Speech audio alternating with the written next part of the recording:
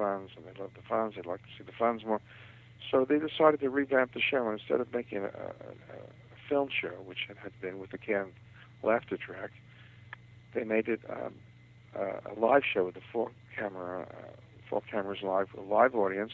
Gary Marshall, who created the show, would come out and warm up the audience. It was great wit. And if you were sitting in the audience when they introduced Ronnie Howard and Henry Winkler and all the people, you would see the significance that show had for history, because the audience just went wild. Absolutely. Well, that show was on, and of course they decided at the same time to use the theme that we had written, Happy Days, and that's when everything broke loose, and our song went to the top of the charts around the world, and Happy Days went to the #1 spot, actually around the world for a long time. But we did spin-offs of Happy Days too. For example, which you wouldn't know, we did the Ralph and Patsy show. We did there was Laverne Shirley was a spin-off, and we did Lenny and Squiggy show. Oh yeah.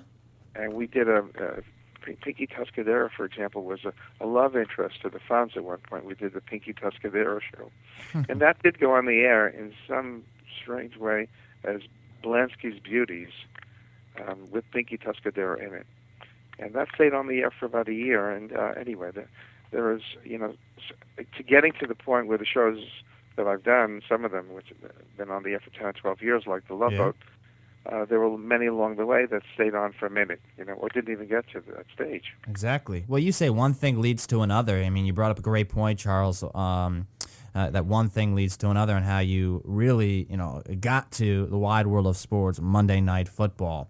And those of you that just tuned into the program, we are speaking with the one and only Charles Fox, a two-time Emmy and Grammy Award-winning composer, also the author of the memoir, Killing Me Softly, My Life in Music. And you can go to killingmesoftly.com right now if you'd like to purchase the book. Find more about the book directly at that website, killingmesoftly.com.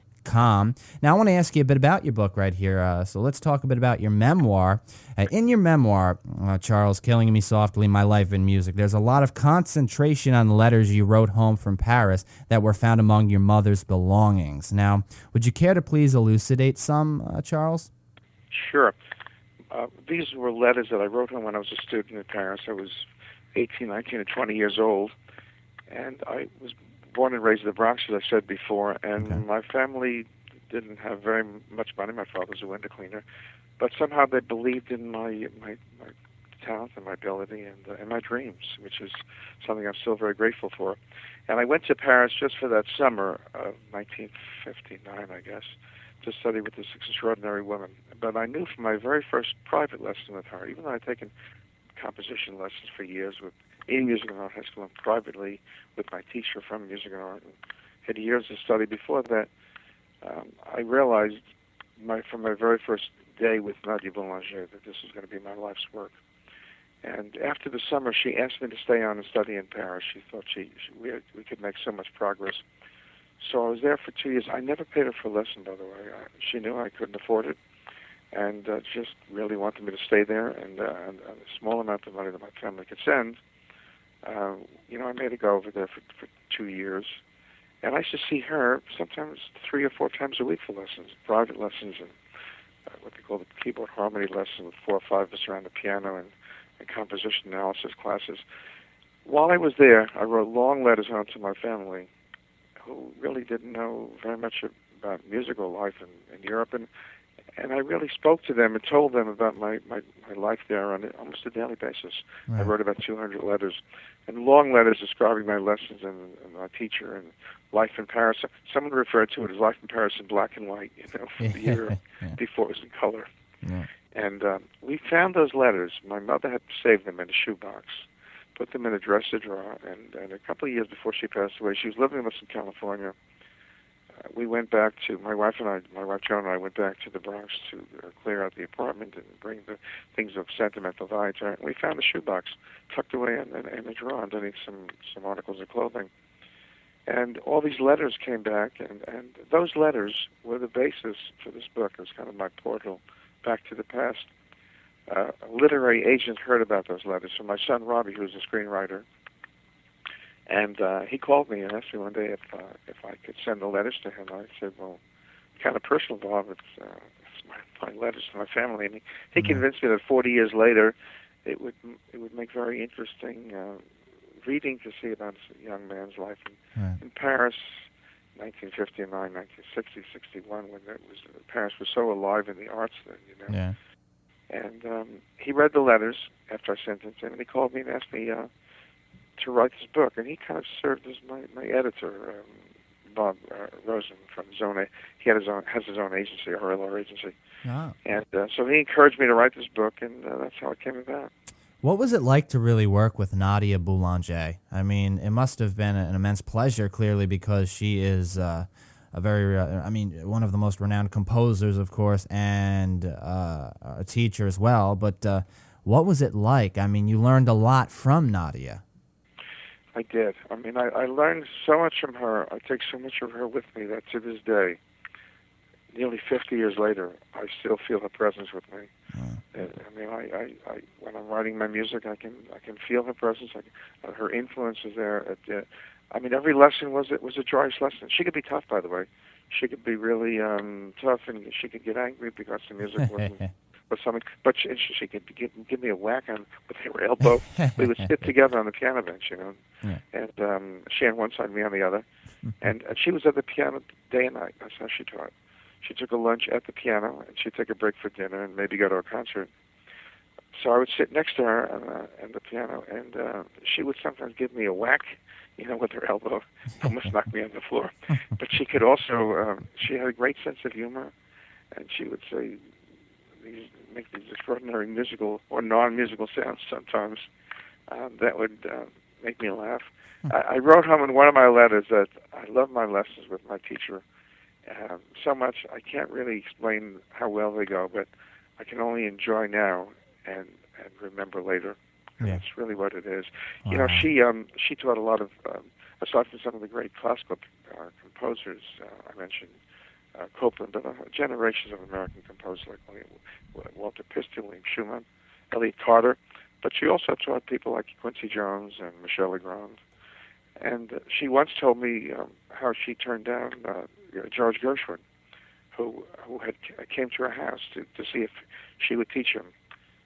And she told me that he already was too formed in his ways. He was an extraordinary musical talent and very original, and she felt that if she worked with him, she might hurt him. And actually, the same story is told in a biography of Gershwin that I've read. And so she had this extraordinary range. I mean, her for example, her teacher was Gabriel Fauré, one of the great French composers. Really? Her friend at the conservatory was Ravel, and her best friend was Stravinsky. So that's kind of the musical world that she brought to it, and I was able to siphon off a lot over those 2 years. Yeah, well, she came from a musical family. I mean, from a musical background. I mean, wasn't her sister involved with music as well? You're absolutely right. Yeah. Yeah.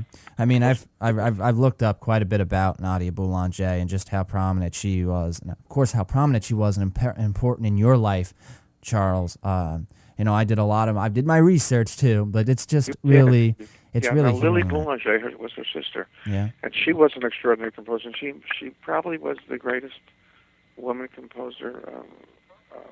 May have been certainly one of the greatest women composers of all time. Died at a very young age. She was 25 years old and already had made a tremendous mark in the world of music. She was first prize winner of the Prix de Rome, which is a very coveted prize for any composer to win. I think she was the first female Prix de Rome winner. Yeah. She died at 25 years old. And supposedly, the story goes that on her deathbed, because Nadia was also, her younger sister was also a composer, on her deathbed, she said to her younger sister, "Continue in my footsteps and teach young people about music." And so Nadia Boulanger kind of abandoned her own composing career at that point, and started teaching. Yeah. And one of the first students was Aaron Copland. Wow.